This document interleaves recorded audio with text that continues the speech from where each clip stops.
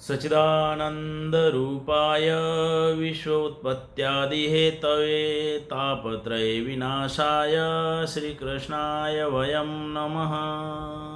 श्रीमद्भागवत द्वितीय स्कंद छठा अध्याय विराट स्वरूप की विभूतियों का वर्णन। ब्रह्मा जी कहते हैं, उन्हीं विराट पुरुष के मुख से वाणी और उसके अधिष्ठात्र देवता अग्नि उत्पन्न हुए। सातों छंद उनकी 7 धातुओं से निकले हैं। मनुष्यों, पितरों और देवताओं के भोजन करने योग्य अमृतमय अन्न, सब प्रकार के रस, रसनेन्द्रिय और उसके अधिष्ठात्र देवता वरुण विराट पुरुष की जिह्वा से उत्पन्न हुए हैं। उनके नासा छिद्रों से प्राण, अपान, व्यान, उदान और समान, ये 5 प्राण और वायु तथा घ्राणेन्द्रिय से अश्विनी कुमार समस्त औषधियाँ एवं साधारण तथा विशेष गंध उत्पन्न हुए हैं। उनकी नेत्रेन्द्रिय रूप और तेज की तथा नेत्र गोलक स्वर्ग और सूर्य की जन्मभूमि है।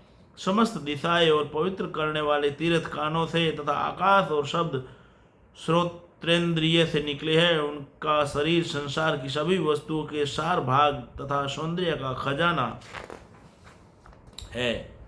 सारे यज्ञ, स्पर्श और वायु उनकी त्वचा से निकले हैं। उनके रोम सभी उपदिज पदार्थों के जन्म स्थान है, अथवा केवल उन्हीं के जिनसे यज्ञ संपन्न होते हैं। उनके केश, दाढ़ी, मूछ और नखों से मेघ, बिजली, शिला एवं लोहा आदि धातुएं तथा भुजाओं से प्रायः संसार की रक्षा करने वाले लोकपाल प्रकट हुए हैं। उनका चलना फिरना भू भूवः स्वः तीनों लोकों का आश्रय है। उनके चरण कमल प्राप्त की रक्षा करते हैं और भयों को भगा देते हैं तथा समस्त कामनाओं की पूर्ति उन्हीं से होती है। विराट पुरुष का लिंग जल, वीर्य, सृष्टि, मेघ और प्रजापति का आधार है तथा उनकी जननेन्द्रियां मैथुन जनित आनंद का उद्गम है। नारद जी विराट पुरुष की पायु इंद्रिय, यम, मित्र और मलत्याग का तथा गुदाद्वार, हिंसा, निरति, मृत्यु और नरक का उत्पत्ति स्थान है। उनकी पीठ से पराजय, अधर्म और अज्ञान, नाड़ियों से नद, नदी और हड्डियों से पर्वतों का निर्माण हुआ है। उनके उदर में मूल, प्रकृति, रस नाम की धातु तथा समुद्र, समस्त प्राणी और उनकी मृत्यु समाई हुई है। उनका हृदय ही मन की जन्मभूमि है। नारद, हम, तुम, धर्म, शंकादि, शंकर, विज्ञान और अंतःकरण सब के सब उनके चित्त के आश्रित है।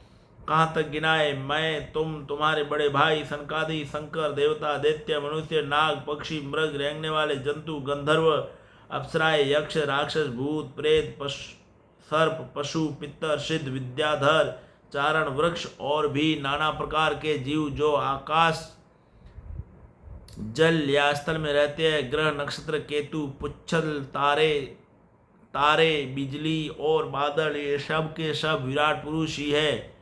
यह संपूर्ण विश्व जो कुछ कहीं था, कभी था, है या होगा, सबको वह घेरे हुए है और उसके अंदर यह विश्व उसके केवल 10 अंगुल के परिमाण में ही स्थित है।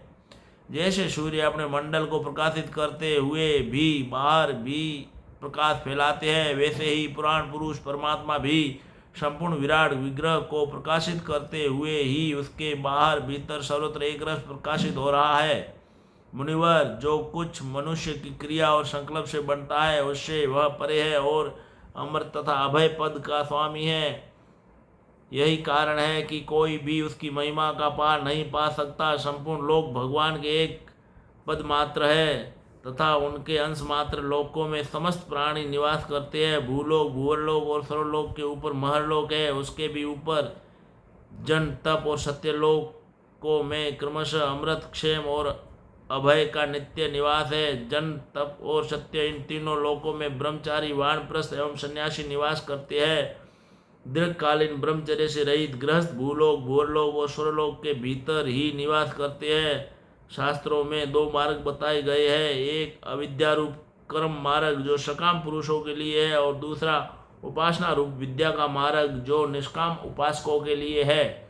मनुष्य दोनों में से किसी एक का आश्रय लेकर भोग प्राप्त कराने वाले दक्षिण मार्ग से अथवा मोक्ष प्राप्त कराने वाले उत्तर मार्ग से यात्रा करता है, किंतु पुरुषोत्तम भगवान दोनों के आधारभूत है। जैसे सूर्य अपनी किरणों से सबको प्रकाशित करते हुए भी सबसे अलग है, वैसे ही जिन परमात्मा से इस अंड की और पंचभूत एकादश इंद्रिय एवं गुणमय विराट की उत्पत्ति हुई है, वे प्रभु भी इन समस्त वस्तुओं के अंदर और उनके रूप में रहते हुए भी उनसे सर्वथा अतीत है। जिस समय इस विराट पुरुष के नाभि कमल से मेरा जन्म हुआ, उस समय इस पुरुष के अंगों के अतिरिक्त मुझे और कोई भी यज्ञ की सामग्री नहीं मिली। तब मैंने उनके अंगों में ही यज्ञ के पशु यूप कुश यह यज्ञ भूमि और यज्ञ के योग्य उत्तम काल की कल्पना की। ऋषि श्रेष्ठ, यज्ञ के लिए आवश्यक पात्र आदि वस्तुएं जौ चावल आदि औषधियाँ घृत आदि स्नेह पदार्थ 6 रस लोहा मिट्टी जल ऋग यजु शाम चतुर्होत्र यज्ञों के नाम मंत्र दक्षिणा व्रत देवताओं के नाम पद्धति ग्रंथ संकल्प तंत्र अनुष्ठान की रीति गति मति श्रद्धा प्रायश्चित और समर्पण, यह समस्त यज्ञ सामग्री मैंने विराट पुरुष के अंगों से ही इकट्ठी की। इस प्रकार विराट पुरुष के अंगों से ही सारी सामग्री का संग्रह करके मैंने उन्हीं सामग्रियों से उन यज्ञ स्वरूप परमात्मा का यज्ञ के द्वारा यजन किया। तदंतर तुम्हारे बड़े भाई इन 9 प्रजापतियों ने अपने चित्त को पूर्ण समाहित करके विराट एवं अंतर्यामी रूप से स्थित उस पुरुष की आराधना की। इसके पश्चात समय समय पर मनु ऋषि पितृ देवता दैत्य और मनुष्यों ने यज्ञों के द्वारा भगवान की आराधना की। नारद, यह संपूर्ण विश्व उन्हीं भगवान नारायण में स्थित है, जो स्वयं तो प्राकृत गुणों से रहित है, परंतु सृष्टि के प्रारंभ में माया के द्वारा बहुत से गुण ग्रहण कर लेते हैं। उन्हीं की प्रेरणा से मैं इस संसार की रचना करता हूँ। उन्हीं के अधीन होकर रुद्र इसका संहार करते और वे ही स्वयं ही विष्णु के रूप में से इसका पालन करते हैं, क्योंकि उन्होंने सत्व रज और तम की 3 शक्तियाँ स्वीकार कर रखी है। बेटा, जो कुछ तुमने पूछा था उसका उत्तर मैंने तुम्हें दे दिया। भाव या अभाव, कार्य या कारण के रूप में ऐसी कोई भी वस्तु नहीं है जो भगवान से भिन्न हो। प्यारे नारद, मैं प्रेम पूर्ण एवं उत्कंठित हृदय से भगवान के स्मरण में मग्न रहता हूँ। इसी से मेरी वाणी कभी असत्य होती नहीं दिखती, मेरा मन कभी असत्य संकल्प नहीं करता और मेरी इंद्रियां भी कभी मर्यादा का उल्लंघन करके कुमार्ग में नहीं जाती। मैं वेद मूर्ति हूँ, मेरा जीवन तपस्यामय है। बड़े बड़े प्रजापति मेरी वंदना करते हैं और मैं उनका स्वामी हूँ। पहले मैंने बड़ी निष्ठा से योग का सर्वांग अनुष्ठान किया था, परंतु मैं अपने मूल कारण परमात्मा के स्वरूप को नहीं जान सका, क्योंकि वे तो एकमात्र भक्ति से ही प्राप्त होते हैं। मैं तो परम मंगलमय एवं शरण आए हुए भक्तों को जन्म मृत्यु से छुड़ाने वाले परम कल्याण स्वरूप भगवान के चरणों को ही नमस्कार करता रहता हूँ। उनकी माया की शक्ति अपार है। जैसे आकाश अपने अंत को नहीं जानता, वैसे ही वे भी अपनी महिमा का विस्तार नहीं जानते। ऐसी स्थिति में दूसरे तो उसका पार पा ही कैसे सकते हैं। मैं मेरे पुत्र तुम लोग और शंकर जी भी उनके सत्य स्वरूप को नहीं जानते, तब दूसरे देवता तो उन्हें जान ही कैसे सकते हैं। हम सब इस प्रकार मोहित हो रहे हैं कि उनकी माया के द्वारा रचे हुए जगत को भी ठीक नहीं समझ सकते, अपनी अपनी बुद्धि के अनुसार ही अटकल लगाते हैं। हम लोग केवल उनके अवतार की लीलाओं का गान ही करते रहते हैं, उनके तत्वों को नहीं जानते। उन भगवान के श्री चरणों में मैं नमस्कार करता हूँ। वे अजन्मा एवं पुरुषोत्तम है। प्रत्येक कल्प में वे स्वयं अपने आप की ही सृष्टि करते हैं, रक्षा करते हैं और संहार कर लेते हैं। वे माया के लेस से रहित केवल ज्ञान स्वरूप है और अंतरात्मा के रूप में एक रस स्थित है। वे लोग तीनों काल में सत्य एवं परिपूर्ण है, न उनका आदि है न अंत। वे तीनों गुणों से रहित सनातन एवं अद्वितीय है। नारद, महात्मा लोग जिस समय अपने अंतःकरण इंद्रिय और शरीर को शांत कर लेते हैं, उस समय उनका साक्षात्कार करते हैं, परंतु जब असत पुरुषों के द्वारा कुतर्कों का जाल बिछाकर उनको ढक दिया जाता है, तब उनके दर्शन नहीं हो पाते। परमात्मा का पहला अवतार विराट पुरुष है।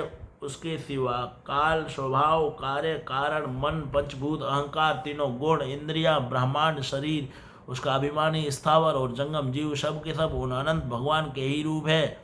मैं शंकर, विष्णु, दक्ष आदि ये प्रजापति, तुम और तुम्हारे जैसे अन्य भक्तजन, स्वर्गलोक के रक्षक, पक्षियों के राजा, मनुष्य लोक के राजा, नीचे के लोकों के राजा, गंधर्व, विद्याधर और चारणों के अधिनायक, यक्ष, राक्षस, सांप और नागों के स्वामी, महर्षि, पितृपति, दैत्येंद्र, सिद्धेश्वर, दानवराज और भी प्रेत, पिशाच, भूत, कुष्मांड, जल जंतु, मृग और पक्षियों के स्वामी एवं संसार में और भी जितनी वस्तुएं ऐश्वर्य, तेज, इंद्रिय बल, मनोबल, शरीर बल या क्षमा से युक्त है, अथवा जो भी विशेष सौंदर्य, लज्जा, वैभव तथा विभूति से युक्त है एवं जितनी भी वस्तुएं अद्भुत, वर्ण वाली, रूपवान या अरूप है, वे सब के सब परम तत्वमय भगवत स्वरूप ही है। नारद, इनके सिवा परम पुरुष परमात्मा के परम पवित्र एवं प्रधान प्रधान लीलावतार भी शास्त्रों में वर्णित है, उनका मैं क्रमशः वर्णन करता हूँ।